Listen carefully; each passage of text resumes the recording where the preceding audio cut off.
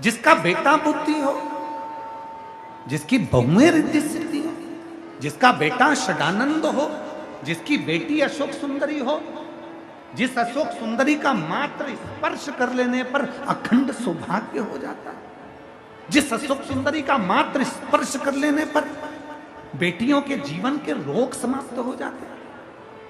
मेरी जीजियों, आप लोग अगर शंकर जी के मंदिर में जाती हो, शिवलिंग पर जल चढ़ाती हो, वो जल जो बहकर नीचे की ओर जाता है, सामने राइट में गणेश, लेफ्ट में कार्तिक, बीच में एक मोटी सी लाइन होती है जहां से पानी बहकर जाता है।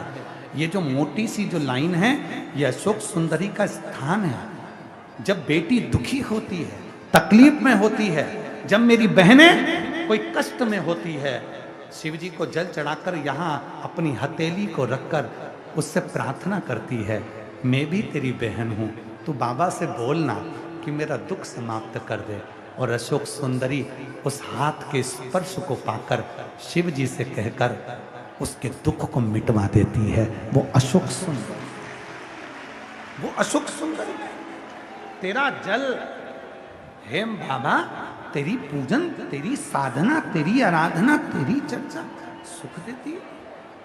अशोक सुंदरी ने कहा कि माँ, मेरे भीतर का एक संशय है, मेरे भीतर की एक तकलीफ है, मेरे भीतर का एक प्रश्न है, और वो प्रश्न का उत्तर अगर देंगे तो मेरे बाबुल देंगे, उस प्रश्न का उत्तर देगा तो मेरा पिता देगा, पिता के सिवा कोई नहीं दे सकता, देंगे तो मेरे शिव देंगे, उसके सिवा कोई नहीं दे सकता। पार्वती जी गई भगवान शिव जी के पास में, भगवान ओगरदानी के पास में, मां जगतजननी तुरंत चली गई।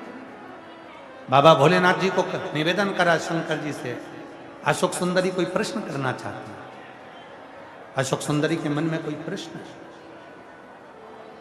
महाराज, कभी कभी, कभी कभी, रोज नहीं, कभी कभी अशोक के वृक्ष की पत्ती, आम के वृक्ष की पत्ती, कभी कभी अशोक के वृक्ष की पत्ती और आम के वृक्ष की पत्ती की बंदरवाल जब दरवाजे पर लगाते हैं, जब कोई ने कह दिया कि तुम्हारे यहाँ तो रोग ही रोग है, सास बीमार पड़ती है, कभी बहू बीमार पड़ जाती है, कभी पोता बीमार पड़ जाता है, कभी पोती बीमार पड़ जाती है, कभी घर में ये परेशानी, पैसा तो आता है, सब यहाँ वहाँ लग रहा है, तो कभी कभी सोमवार की जब अष्टमी पड़ जाए और सोमवार की अष्टमी के दिन यदि अशोक के वृक्ष की पत्ती और आम के वृक्ष की पत्ती की बंदरवाल दरवाजे पर लगा दी जाए, और वो बंदरवाल यदि 1 हफ्ते तक लगी रहे, तो तुम्हारे घर में से कैसा भी दुख और रोग क्यों ना हो, वो धीरे धीरे समाप्त होने लगता है, समाप्त होने। पंच बंदरवाल, आम के पल्लव की बंदरवाल, नीम की बंदरवाल, पीपल की बंदरवाल, अशोक की बंदरवाल, नीम और आम की बंदरवाल, आम और अशोक की बंदरवाल, पंच बंदरवाल दरवाजे पर लगाने का अलग अलग क्रम है। जब घर में बच्चा नहीं होता, 20-20 साल तक, 15-15 साल तक, 18-18 साल तक जब औलाद नहीं होती, 4 साल शादी के हो गए, 5 साल हो गए, दवाइयाँ भी ले रहे हैं, इलाज भी करवा रहे हैं, सब कुछ कर रहे हैं, फिर भी संतान नहीं हो रही, तब जब तुम्हारा मन कर जाए, तुम्हारी इच्छा कर जाए, तो पीपल का पत्ता और आम का पत्ता, इन दोनों की बंदरवाल प्रदोष के दिन अपने घर के दरवाजे पर बांधना चालू कर दो। एक प्रदोष से दूसरे प्रदोष तक वो बंदी रहना चाहिए, फिर वो ठंडी करो, दूसरे प्रदोष से तीसरे प्रदोष तक बंदी रहना चाहिए। ऐसा जब 4-5 प्रदोष तक वो बंदरवाल बदलती रहेगी, तो निश्चित है कि एक ना एक दिन मेरा भोले बाबा तुम्हारे दरवाजे पर संतान की प्राप्ति तुम्हारी गर्भ से जरूर कर। बंदरवाल में इतना बल होता है, बंदरवाल में इतना बल होता है। बंदर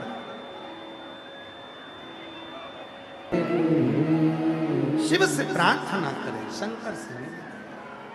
शिव साधना, सुख देते हैं।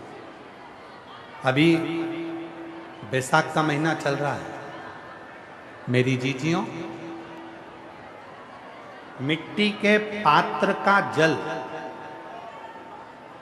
मिट्टी के पात्र का जल, कोई मटकी हो, मटकी नहीं हो तो कोई दिया हो, कोई कुल्हड़ हो, उसमें जल भर कर रखो पूरी रात। सुबह उस जल को थोड़ा सा लेकर जाओ और शिव जी को समर्पित करो। गंगेश्वर महादेव का नाम लेकर। कौन से महादेव? गंगेश्वर। वो मिट्टी के पात्र का जल जब तुम शिव जी को चढ़ाओगी और उसी जल को कटोरी में झेल कर लेकर आओगी, उसी जल को जब तुम कटोरी में झेल कर लेकर आओगे, जिनकी आंखों में रोग हो जाता है, जिनकी आंखों में रोग हो जाता है, गंगेश्वर। बोल गंगेश्वर महादेव की जय। हर हर हर हर महादेव। गंगेश्वर महादेव के नाम से स्मरण किया। मेरा एक निवेदन, तेरी कृपा जब तक मांगा है भोलेनाथ से वरदान। तो मिट्टी का बर्तन यदि तुम्हारे पास नहीं है तो घर में अगर कोई दीपक भी हो, मिट्टी का दिया भी हो, मिट्टी का दिया, तो उसको पात्र में उसको डाल के रख दो। उसका भी जल यदि शिव जी को चढ़ाएंगे, मिट्टी खास तौर से जरूरी है, तो पात्र में उसको डाल के रख दो। उसका भी जल यदि शिव जी को चढ़ाएंगे, मिट्टी खास तौर से जरूरी है। मिट्टी के पात्र में जल भरा हो और वो जल शिव जी को समर्पित, वो जल मिट्टी का दिया में जल भर दो, या मिट्टी का कोई पात्र हो उसमें जल भर दो, वो जल काम कर दे। यही जल, ध्यान देना, जिस स्त्री, जिस पुरुष, जिस नारी, जिस बहन, जिस भाई की कंधे से लेकर नीचे कमर तक रीढ़ की हड्डी में अगर दर्द रहता है, सवेरे सवेरे आप उठते हो और उठने पर कमर में बहुत दर्द सा लगता है, तकलीफ सी लगती है और बहुत ज़्यादा कष्ट होता है, तो रीढ़ की पूरी हड्डी में अगर दर्द रहता है तो उसको स्मरण करना चाहिए। मिट्टी के, ये बैसाख के महीने में प्रदोष के दिन का उपाय है। बैसाख के महीने की कोई भी प्रदोष, दोनों प्रदोष में से किसी भी प्रदोष में, प्रदोष के एक दिन पहले रात्रि को मिट्टी के पात्र में एक दुर्वा, केवल एक दुर्वा और एक चावल का दाना जमीन पर रखें, उसी के ऊपर मिट्टी के पात्र को रखें और उसी के अंदर जल भर दें। वही दुर्वा, वही चावल का दाना प्रदोष के दिन लेकर जाएं, शिव जी को समर्पित करें। मिट्टी के पात्र में जो जल है वो शिव जी को समर्पित करें, गंगेश्वर महादेव का नाम लेकर। वो दुर्वा भी उठाकर लेकर आए, चावल भी उठाकर लेकर आए, चढ़ा हुआ जल भी लेकर आए। चावल को अगर प्रदोष का व्रत करते हो तो ना खाएं, केवल दुर्वा खा लें, चावल को दूसरे दिन खा लें। अगर प्रदोष का व्रत नहीं करते हो तो चावल पहले खाएं, फिर दुर्वा खाएं, और रात्रि को सोने से पहले वो जल थोड़ा सा आचमन करें। उसी जल को डब्बी में भर कर रख लें। 7 दिन तक उसी जल को थोड़ा थोड़ा आचमन करते रहें। आप सवेरे सवेरे उठोगे तो आपकी ये कमर का पूरा दर्द अपने आप धीरे धीरे धीरे धीरे समाप्त होते चले। पर शिव जी का नाम स्मरण रखिएगा। कौन से महादेव? जम के बोलो जरा, गंगेश्वर महादेव।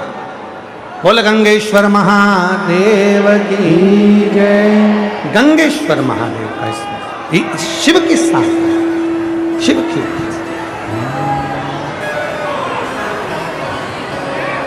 बस तुम सेवा